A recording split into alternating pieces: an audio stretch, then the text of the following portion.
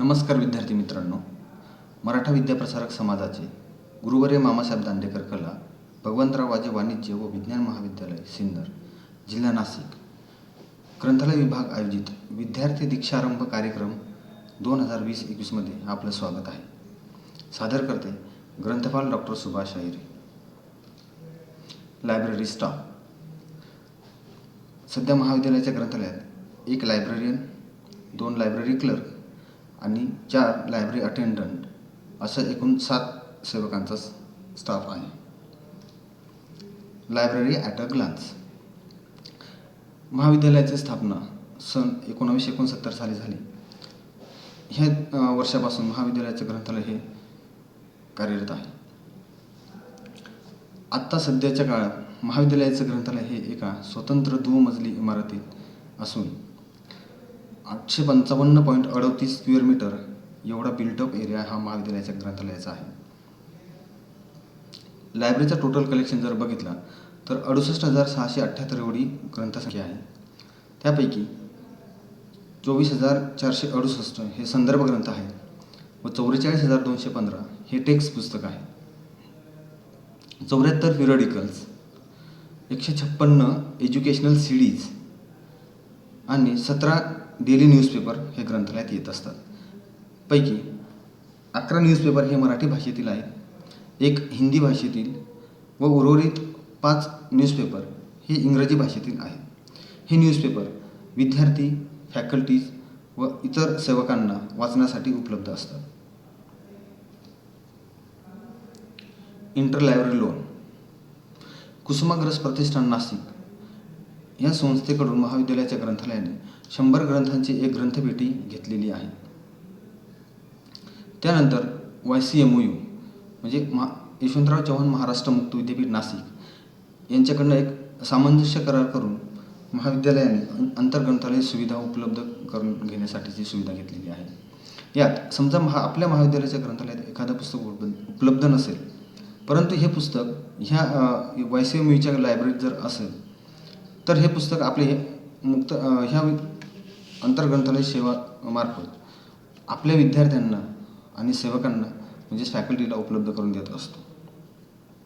त्यानंतर Jayakar knowledge resource centre, Savitribai Phule Pune university Pune यांच्याशी पण आपण एक करार केलेला आहे. दरवर्षी आपण त्यांचे सबस्क्रिप्शन भरतो.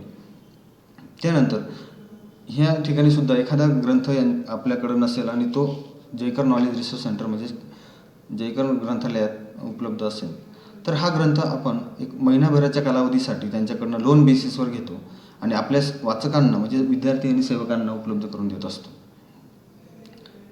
डेटाबेसिस. महाविद्यालयाच्या ग्रंथालयाने एनलिस्ट आणि डेलनेट हे 2 डेटाबेसेस सबस्क्राईब केलेले आहेत, म्हणजेच की आपण त्याचं वर्गणीदार आहोत. एनलिस्ट हे इन्फिग्नेट सेंटर अहमदाबाद यांचं सोर्स आहे किंवा डेटाबेस आहे. याच्यामध्ये साधारणतः 6,000+ जर्नल आणि 31,35,000 पेक्षा जास्त बुक्स अवेलेबल आहेत.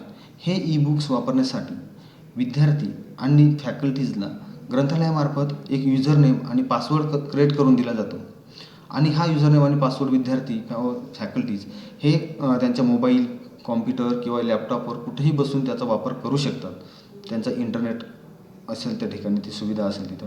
अदरवाईज आपल्याकडं लायब्ररीत रिसोर्स सेंटर जे आहे या ठिकाणी सुद्धा ते वापर करू शकतात. त्याच्यानंतर डेलनेट जे आहे, developing library network, 3 crore+ catalogue record of books, journals and articles and 1 crore+ full text books and journals and articles available. म्हणजे डेलनेटमध्ये सुद्धा असे फुल टेक्स्ट जर्नल असतील किंवा आर्टिकल किंवा फुल टेक्स्ट बुक्स हे नंबर ऑफ क्वांटिटीने जास्त आहेत. हे सुद्धा तुम्हाला विद्यार्थी किंवा फॅकल्टीला वापरायला अलाउड आहेत किंवा वापरता येतील. याच्यासाठी डेलनेटने आपल्याला एक कॉमन युजरनेम आणि पासवर्ड दिलेला आहे. हा पासवर्ड ज्या विद्यार्थी किंवा फॅकल्टीला वापरायचा असेल ते ग्रंथालयातून ते घेऊन जातात आणि ते त्यांच्या मी मागे सांगितल्याप्रमाणे त्यांच्या मोबाईलवर सुद्धा ते युजर नेम पासवर्ड टाकल्यानंतर त्यांना याच्यातले रिसोर्सेस ॲक्सेस करता येतात. हायर एज्युकेशनला जे रिसोर्सेस लागतात आपल्याला टीचिंग लर्निंग प्रोसेससाठी ते सगळे सब्जेक्टचे टोटल विषयांचे रिसोर्सेस या ठिकाणी उपलब्ध आहेत. Library automation software, campus education hub software. हा सॉफ्टवेअर म्हणजे असं आहे की आपल्या मदर इन्स्टिट्यूट म्हणजे मराठा विद्याप्रसारक समाज संस्थेने हा सॉफ्टवेअर IT सॉफ्ट डेव्हलपर यांच्याकडनं घेतलेला आहे. हा सॉफ्टवेअरचा उद्देश असा आहे की एका वेळेला समजा एकदा जर विद्यार्थ्यांनी ॲडमिशन घेतो म्हणजे ज्या ठिकाणी विद्यार्थी ॲडमिशन घेतात तिच्यापासून तर ग्रंथालय असेल, परीक्षा विभाग असेल किंवा आपलं अकाउंट विभाग असेल, प्रत्येक ठिकाणी हा सॉफ्टवेअरचा वापर केला जातो. समजा विद्यार्थ्यांनी ॲडमिशन घेतली त्याला जो URN नंबर दिला जातो तोच नंबर घेऊन विद्यार्थी लायब्ररीत समजा ओळखपत्र काढायला आला असेल तर त्याला त्याच नंबरने आम्ही ओळखतो किंवा संपूर्ण कॉलेज त्या नंबरने त्या विद्यार्थ्याला ओळखते. त्याच्यानंतर जेव्हा विद्यार्थी ग्रंथालयात येतो तेव्हा आय कार्ड काढायला जर आला समजा तर त्याला आपण ओळखपत्र काढताना त्याचा URN नंबर टाकतो, त्याचा फोटो वगैरे सगळं ऑटोमॅटिक आम्ही तिथं सेव्ह करतो आणि याच्या थ्रू आपण सगळे हे प्रोसिजर करत असतो. त्याच्यानंतर युजर ट्रॅकिंग सिस्टीम आहे ग्रंथालयात. विद्यार्थी जर आल्यानंतर त्याला आपण युजर ट्रॅकिंग सिस्टीममध्ये सुद्धा त्याला आय कार्डला जो बारकोड असतो तर तो झाल्यानंतर किंवा ॲडमिशन पावतीवरचा जे बारकोड असतो तो स्कॅन केल्यानंतर तो विद्यार्थी ऑटोमॅटिक ट्रॅक होतो, म्हणजे मीच हा विद्यार्थी असं त्याला ते दिसतं किंवा तो डिस्प्ले होतो त्याचा जे डेटा असतो तो. लायब्ररी रीडिंग रूम फॅसिलिटी, 206 एवढे विद्यार्थी एका वेळेला बसतील एवढी कॅपॅसिटी आपल्या रीडिंग रूमची आहे म्हणजे वाचन कक्षेची आहे. आणि 16 फॅकल्टीज म्हणजे जे स्टाफ आहे लायब्ररी कॉलेजचा तो लायब्ररीत 16 फॅकल्टी एका वेळेला बसतील एवढी कॅपॅसिटी म्हणजे जवळपास 222 रीडिंग रूमची आपली कॅपॅसिटी आहे. लायब्ररी टायमिंग, समजा ग्रंथालयाचा रेग्युलर टायमिंग आहे सकाळी 8 ते संध्याकाळी 5 वाजेपर्यंत, परंतु परीक्षेच्या काळामध्ये तो एक्सटेंड करून आपण सकाळी 8 ते सायंकाळी 8 असा हा आपण रीडिंग रूम फॅसिलिटीसाठी विद्यार्थ्यांना उपलब्ध करून देत असतो. लायब्ररी लेआउट, ग्रंथालयाचं जर विचार केला तर तळमजला आहे ग्रंथालयाचा, 2 मजली इमारतीचा जो तळमजला आहे या ठिकाणी आपल्याला stack room, circulation counter, staff reading room, students reading room म्हणजे एक कॉमन रीडिंग रूम आहे विद्यार्थ्यांसाठी, बुक प्रोसेसिंग सेक्शन असेल, युजर ट्रॅकिंग सिस्टीम आणि ओपॅक अशा ह्या सुविधा आहेत. आता स्टॅक रूममध्ये काय असतं तर जे ग्रंथालयाला आपण पुस्तकं खरेदी करतो हे संपूर्ण पुस्तकं हे स्टॅक रूमच्या इथं ठेवले जातात म्हणजे सब्जेक्ट वाईज ठेवले जातात. समजा आमचा जो क्लासिफिकेशन सिस्टम आम्ही वापरतो समजा डिवे डेसिमल क्लासिफिकेशन DDC म्हणतो आम्ही, डिवे डेसिमल क्लासिफिकेशनच्या सिस्टीमप्रमाणे सगळे पुस्तकं अरेंज केलेले आहेत ग्रंथालयात, जे संदर्भ पुस्तकं आहेत ते. आणि जे टेक्स्ट पुस्तक असतात ते सेपरेट कबर्डमध्ये समजा विषय आपलं याच्या वाईज ठेवले क्लास वाईज ठेवले जातात. समजा FY SY TY BA BCom BSc असं या पद्धतीने ठेवलेले असतात. तर विद्यार्थ्याला एक आमचं गाईड बोर्ड लावलेले असतात तर तो त्या पद्धतीने ते रॅकपर्यंत किंवा पुस्तकापर्यंत पोहोचू शकतो आणि त्याला हवे असलेलं पुस्तक तो घेत असतो. जे फर्स्ट फ्लोअर आहे लायब्ररीचा या ठिकाणी गर्ल्स रीडिंग रूम आहे, बॉईज रीडिंग रूम आहे, सेपरेट आहे ॲक्च्युली रीडिंग रूम इथे या ठिकाणी. त्याच्यानंतर रिसोर्स सेंटर आहे, पिरियडिकल सेक्शन आणि जनरल रेफरन्स सेक्शन आणि लायब्ररी कॅबिन या ठिकाणी या एवढे सुविधा आपल्याकडे किंवा हे रूम्स अवेलेबल आहेत. लायब्ररी सर्व्हिसेसमध्ये reading room separate for boys girls and faculties, online user tracking system, home lending of library books म्हणजे circulation, periodical reading, resource centre for searching electronic books and journals, OPAC online public access catalogue, newspaper reading, newspaper clipping. आता newspaper क्लिपिंगमध्ये आम्ही हे अशी सुविधा देतो साधारणतः की जे कॉलेजची न्यूज आली असेल समजा विविध उपक्रम कार्यक्रम होत असतात कॉलेजमध्ये, हे कार्यक्रमाचं जे काही न्यूजपेपरला काही बातमी आली असेल तर तिचं कात्रण करून ही एका सेपरेट फाईलला आम्ही लावलेलं असते, पेस्टिंग केलेलं असतं. हे कधी पण आम्हाला विद्यार्थ्यांना फॅकल्टीला लागलं तर ते उपलब्ध करून देत असतो ही माहिती. त्याच्यानंतर रेफरन्स सर्व्हिस आहे. रेफरन्स सर्व्हिस म्हणजे काय की एखादा ग्रंथ आपल्या ग्रंथालयात उपलब्ध नाही किंवा एखादी माहिती या ठिकाणी उपलब्ध नसेल तर ती माहिती किंवा तो सोर्स किंवा बुक कुठल्या तरी एखाद्या ग्रंथालयात उपलब्ध असेल त्याची विद्यार्थ्यांना माहिती करून देणं किंवा सांगणं हे आम्ही रेफरन्स सर्व्हिस थ्रू विद्यार्थ्यांना फॅकल्टीला माहिती देत असतो. Book exhibition on various occasions, national libraries day, वाचन प्रेरणा दिन, मराठी राजभाषा दिन et cetera. Information display on notification board.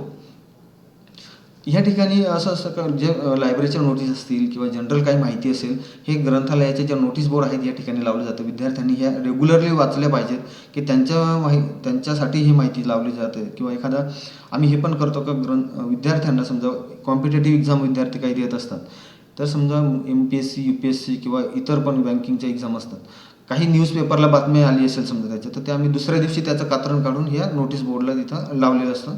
हे विद्यार्थ्यांनी बघावं असं नक्कीच या ठिकाणी मी सांगेल. त्याच्यानंतर न्यू अरायव्हल डिस्प्ले स्टँड आहे. ग्रंथालयात जे ग्रंथ नवीन आम्ही परचेस करतो, हे ग्रंथ ग्रंथालयात आल्यानंतर समजा नोंदवले गेले किंवा नाही पण नोंदवले गेले, तर ते विद्यार्थ्यांसाठी हे डिस्प्ले स्टँडमध्ये आम्ही न्यू अरायव्हल डिस्प्ले स्टँडला लावलेले असतात. का आपल्या ग्रंथालयात जे उपलब्ध आहेत, आधीचे उपलब्ध होते, याच्या व्यतिरिक्त काही नवीन ग्रंथ जर आले असतील तर या ठिकाणी आम्ही मांडण्याचा प्रयत्न करत असतो. Girls reading room. आता ह्या ज्या रिडिंग रूम इथं सेपरेट केलेल्या आहेत, याच्यासाठी आता मी असं म्हणेन की विद्यार्थिनींना सेपरेट आहे आणि म्हणजे मुलींसाठी सेपरेट रिडिंग रूम आहे.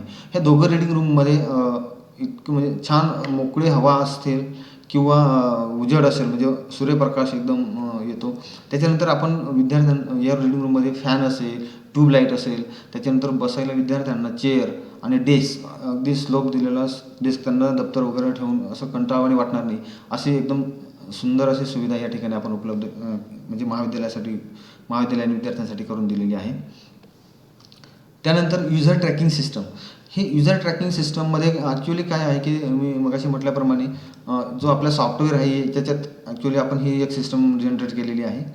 या ठिकाणी विद्यार्थी जेव्हा येतो तर आपण एक कॉम्प्युटर ठेवलेला आहे इथं काचेच्या आतल्या बाजूला आहे.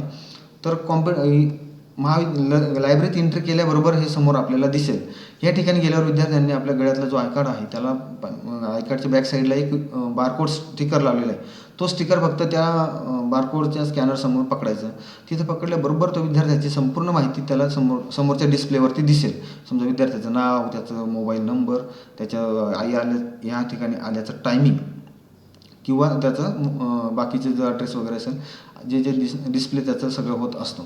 म्हणजे एखादा विद्यार्थी लायब्ररीत आला किंवा नाही हा आपण म्हणतो. आधी यापूर्वी काय असायचं का, एक रजिस्टर ठेवलं जायचं.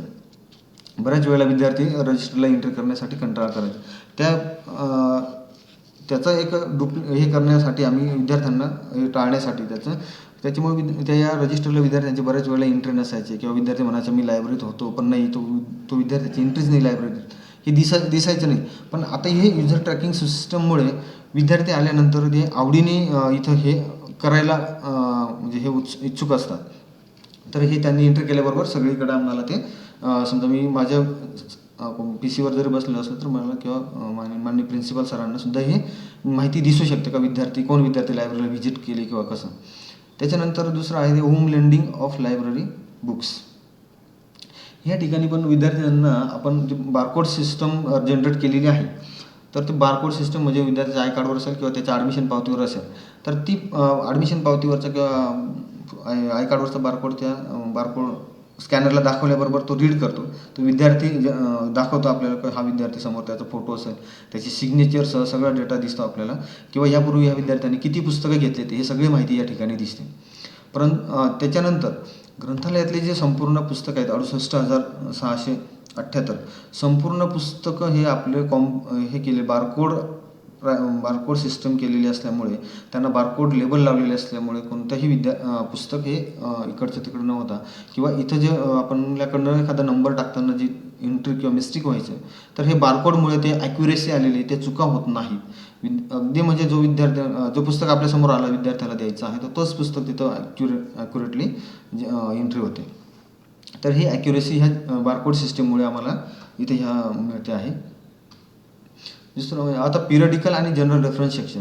इथे जर पिरियडिकल आणि जनरल रेफरन्स सेक्शन जर बघितला तर अगदी सुंदर असा हे केलेलं आहे या लायब्ररीचा.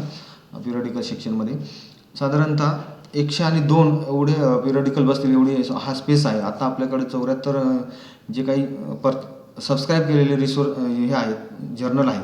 त्याच्या व्यतिरिक्त काही जे जनरल असं काही येतात ते पण आपण ठेवतो. समजा एम्प्लॉयमेंट न्यूज असेल, अशासारखं मॅगझिन असं हे आपण या ठिकाणी लावतो. तर हे ठिकाणी हा स्पेस असा आहे की विद्यार्थी, फॅकल्टीज कोणी पण इथे बसून साधारणतः 18 ते 20 विद्यार्थी बसतील एवढा हा स्पेस आहे बसण्यासाठी. इथं बसल्यानंतर विद्यार्थी त्यांचं स्वतःचं बॅग किंवा त्यांचं पर्सनल बुक असेल वैयक्तिक किंवा लायब्ररीतून इश्यू केलेलं पुस्तक इथं अलाऊ नसेल, त्यांना घेऊन बसता येणार नाही. तर ह्या रूममध्ये किंवा ह्या पिरियॉडिकल सेक्शनमध्ये, जनरल रेफरन्स सेक्शनमध्ये जेवढे पुस्तकं, मॅगझिन्स, जर्नल्स अवेलेबल आहेत तेच फक्त ते इथं हाताळू शकतात. त्यामुळे विद्यार्थ्यांना फक्त पेन आणि एक स्वतःचं एक नोटबुक अलाउड असेल किंवा कागद, त्यांना जे नोट्स काढायचे असेल ह्या गोष्टी फक्त त्यांना इथं अलाउड असतात. त्याच्या व्यतिरिक्त स्वतःचं बिलॉंगिंग्स काहीच नेता येत नाही इथं. त्याच्यानंतर या रेफरन्स सेक्शनमध्ये पिरियॉडिकल आणि मॅगझिनच्या व्यतिरिक्त आपण जे जनरल रेफरन्स बुक आहेत, समजा डिक्शनरी असेल, इन्सायक्लोपीडिया असेल, त्याच्यानंतर इयरबुक आहेत, ॲटलास असतील मोठमोठे किंवा अजून काही जनरल रेफरन्सेस बुक असतील, तर ते संपूर्ण पुस्तक आपण या ठिकाणी मान्य केलेले आहेत. जे कॉम्पिटेटिव्ह एक्झामचे काही पुस्तक आहेत, नेट सेटचे असतील, हे सुद्धा आपण इथं घेतलेले. ते विद्यार्थी इथं बसून नोट्स काढतात.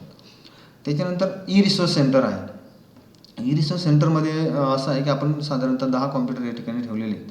आपण जे डेलनेट आणि एनलिस्ट हे जे डेटाबेसेस घेतलेले आहेत, विद्यार्थ्यांना इथं पर्सनल त्यांना युजरनेम पासवर्ड क्रिएट करून दिले तो, किंवा महाविद्यालयाचा किंवा आमच्या लायब्ररीचा जो युजरनेम पासवर्ड आम्ही इथे जनरली ठेवलेला आहे, तर विद्यार्थ्यांनी तो जरी वापरला तरी आम्हाला म्हणजे चालतो. की कारण काय, ज्या विद्यार्थ्यांनी किंवा जो युजरनेम पासवर्ड ज्यांनी वापरला, तर त्या युजरनेमने किंवा तो व्यक्तीने किती रिसोर्सेस बघितले आतापर्यंत किंवा डाउनलोड केले याचा आकडेवारी आम्हाला इथं कळत असते या ठिकाणी.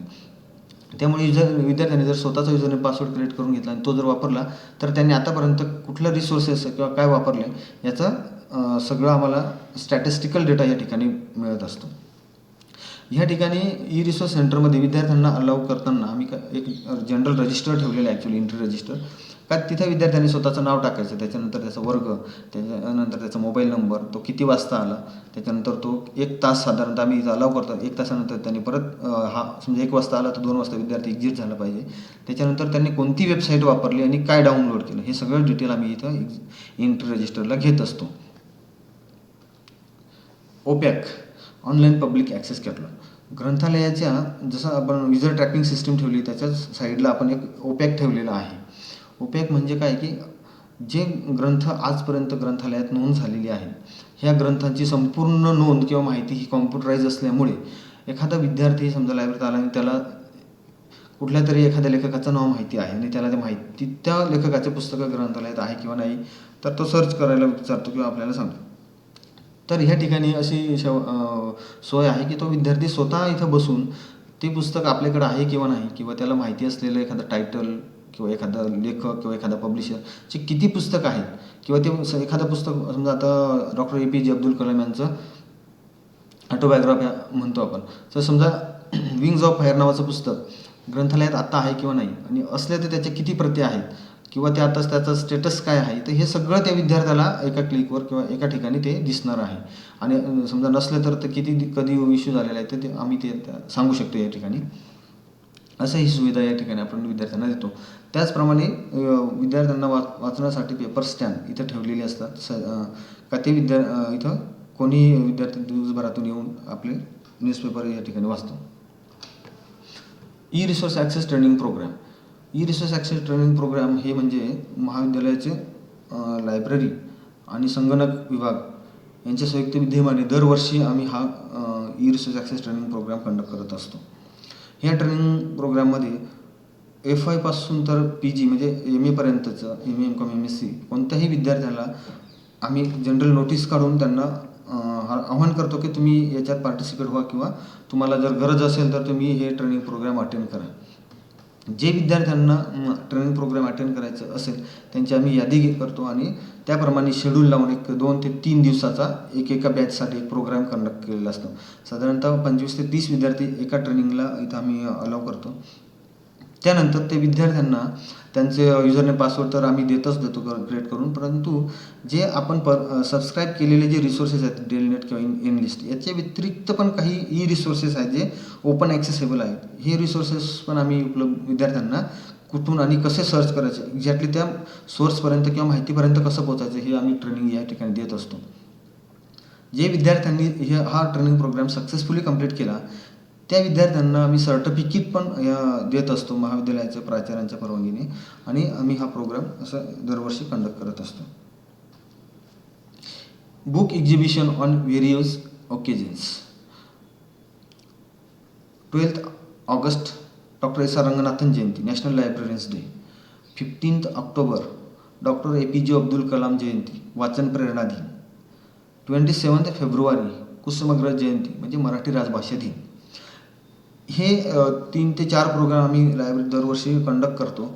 परंतु याच्या व्यतिरिक्त आम्ही वेगवेगळे हे घेत असताना बाकी पुस्तक प्रदर्शन किंवा साप्ताहिक आम्ही समजा वाचन प्रेरणा दिनाचा सप्ताह घेतो किंवा मराठी राजभाषा दिन जो आहे याच्या निमित्ताने एक सप्ताह ठेवला जातो. आणि ग्रंथालयातले जे काही पुस्तक आहेत वाचनीय ग्रंथ हे एका ठिकाणी आम्ही पूर्ण अरेंज करतो, विद्यार्थ्यांना तिथं अलाउ करतो, आणि त्यांना जे एखादं जे पुस्तक त्यांनी आतापर्यंत ग्रंथालयात उपलब्ध आहे परंतु ते बघितलं नाही, त्याच्यापर्यंत पोचला नसेल, तर असं महाविद्यालयाचे जे विद्यार्थी त्यांना ते इथं बघायला अलाव करतो किंवा त्यांना बघून त्यांना पाहिजे असेल तर ते पुस्तक आपण इश्यू पण करून देतो या ठिकाणी. अशा प्रकारे हा उपक्रम आम्ही दरवर्षी घेत असतो. Facilities for visually disability students. आता ह्या ठिकाणी ब्रेल लिपीचे जे साहित्य आहे हे महाविद्यालयाने जवळपास 2017 पासून घेतलेले आहेत. मला असं म्हणायचं आहे इथं की आपल्याकडे समजा एखादा विद्यार्थी आला, आपण एक बिफोर म्हणतो आपण, आधीच आपण एखादी सुविधा उपलब्ध करून ठेवतो, अशी आपण ही सुविधा केलेली आहे. एखादा विद्यार्थी समजा आला तर आपण त्याला ते पुस्तकं आहे किंवा नाही हे नक्कीच असं सांगणार की, पण आपल्याकडे 2017 पासून हे 4 मॅगझिन आहेत ब्लाइंड रिसोर्सेस, ब्रेल रिसोर्सेसचे. तर ब्लाइंड वेलफेअर असेल, विज्ञान भारती, दीपशिक्षा आणि ब्रेल साप्ताहिक असे हे 4 मॅगझिन आपण दरवर्षी वर्गणी भरून हे घेत असतो.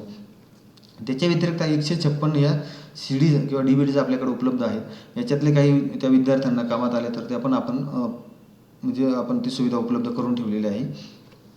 त्यानंतर मगाशी आपण बोललो त्या इश्यू तशाच प्रकारची ही कुसुमाग्रज प्रतिष्ठानची जी ग्रंथ तुमच्या दारी योजनेतून ग्रंथपेटी घेतलेली, याच्या संदर्भात असं म्हणता येईल मला की जे आता हे ग्रंथपेटीला क्रमांक दिलेला आहे. आता 216 नंबर समजा ग्रंथपेटी. आता ही ग्रंथपेटी आपल्याला ज्यावेळेस मिळाली त्यावेळेस rotary club Nashik smart city यांच्या अंतर्गत यांच्या सहकार्याने ही ग्रंथपेटी आपल्याला मिळालेली आहे. आणि ती 27 फेब्रुवारी 2017 ह्या दिवशी आपल्याला म्हणजे जागतिक मराठी राजभाषा दिन ह्या दिवशी आपल्याला ती ग्रंथालयासाठी मिळाली. त्या दिवसापासून आपण काय करतो की ही ग्रंथपेटी एक 4 ते 6 महिन्यांनी कुसुमाग्रज प्रतिष्ठानला जाऊन आपण ती बदलून घेत असतो. आता त्यावेळेस आपल्याला 216 नंबरची जर पेटी दिलेली असेल त्याच्यातले जे पुस्तक असेल तर ती आपण बदलून जेव्हा आणतो तेव्हा ती दुसऱ्या पेटीमध्ये दुसरे पुस्तक असेल, म्हणजे डुप्लिकेशन पण नाही होते या पेटीचा, आणि आपल्याला दुसरे पुस्तकं मिळतात. पेटी नंबर बदलला की पुस्तकं बदलतात. आणि 100 पुस्तकांची यादी प्लस ते पुस्तकांचे पूर्ण 100 पुस्तकं या ठिकाणी दिलेले असतात. हे पेटी आपल्याकडे ग्रंथालयात आल्यानंतर आपण विद्यार्थी, सेवक आणि फॅकल्टी ज्यांना आपण काय करतो की ते लोन बेसिसवर घरी वाचायला देतो. 8 ते 10 दिवसा किंवा 15 दिवसाच्या ह्याच्यात ते वाचून झाल्यानंतर ते परत आणून देतात. अशा ही कंटिन्यू ही प्रोसेस सुरू असते. आणि साधारणतः आपण 4 किंवा 6 महिन्यांनी परत सगळे पुस्तकं सेवक आणि विद्यार्थ्यांना अनाऊन्स करतो की हे पुस्तक आता आम्हाला बदलून आणायची पेटी, तर ते जमा झाल्यानंतर परत ती ग्रंथपेटी आपण बदलून आणत असतो. Library information on college website. आता gmdcollege.in/library-2/ ही जी वेबसाईट आहे किंवा कॉलेजची वेबसाईट आहे तिथं ग्रंथालय हा एक टॅग दिलेला आहे. इथे जर आपण क्लिक केलं तर या ठिकाणी ग्रंथालय म्हणजे लायब्ररी सर्व्हिसेस असतील, library rules, regulation and instructions असतील किंवा लायब्ररीचं कलेक्शन असेल, हे संपूर्ण माहिती आपल्याला दिसते या ठिकाणी महाविद्यालयाच्या लायब्ररीबद्दल. त्या व्यतिरिक्त आपल्याला टर्म एंड जे महाविद्यालयामध्ये जे एक्झाम होतात, समजा आपल्याला जे आपल्या वार्षिक परीक्षा असतात ते विद्यापीठाच्या वेबसाईटवर आपल्याला मिळून जातात. त्याच्या फायनल एक्झामच्या ज्या काही असतात, समजा ऑक्टोबर असेल किंवा मार्च एक्झाम असेल. परंतु टर्म एंडचे जे क्वेश्चन पेपर असतात आम्ही ह्या आपल्या कॉलेजच्या वेबसाईटवर या ठिकाणी टाकलेले आहेत. आणि जवळपास 2014 पासून तर 2018पर्यंत संपूर्ण क्वेश्चन पेपर आम्ही इथं अपलोड केलेले आहेत. विद्यार्थ्यांना वाटलं तर ते नक्कीच इथं त्यांच्या फायद्याचे आहेत हे क्वेश्चन पेपर, त्यांनी बघावं. आपण हा व्हिडिओ ऐकला त्याबद्दल धन्यवाद.